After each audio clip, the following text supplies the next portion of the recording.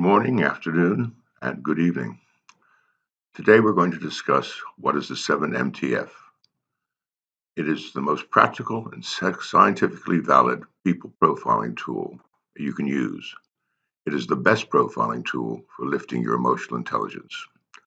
Now, the 7MTF stands for 7 motivational temperament factors. And the first word that's important is temperament. And that's equal to your genetic emotional predisposition. Temperament determines how you react emotionally when you're in stress situations. So naturally, it links up with emotional intelligence. We're going to examine the 7MTF model in some detail. There are 2 key assumptions. The first of these is that we're all slightly mad. We're not black or white, we're shades of gray. And that's very important because when you then go to the second assumption, what the model says is that you're positioned on the spectrum of 7 mental illnesses: psychopathy, neuroticism, autism, mania, paranoia, obsessive compulsive disorder, or OCD, and depression.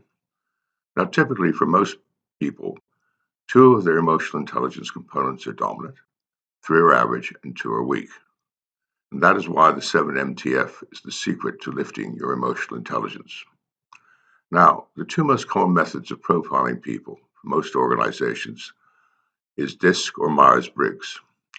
DISC puts you in 1 of 4 boxes. It's too simplistic. It's not granular enough to pick up all the shades of a person's personality. On the other hand, Myers-Briggs, that's too complicated. It puts you in 1 of 16 boxes. 7MTF is in fact a wonderful method. It's the limit of short-term memory for people.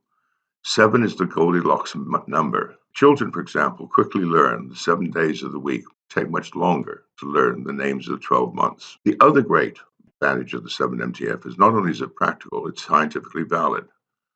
That's because the 5 most common 7MTF factors match up in the 5-factor model. Now, the 5-factor model is the personality model now favored by most organizational psychologists and which has been proven to be scientifically valid. And the other 2 factors are the factors commonly found in a lot of managers and leaders. Now, related to each of the 7 factors and the 7MTF components, there is a dominant motivation. People high in psychopathy are dominated by the desire for money. People low in neuroticism are dominated by the desire for order. High in autism leads you to have a high desire to create. High in mania means you are driven by a desire to communicate. High in paranoia, you're driven by a desire for power. High in OCD, you're driven by a desire to complete projects. And then high in depression, you're driven by a desire for security. Also, what's very important in the 7MTF model is each of the terms has a user-friendly basis.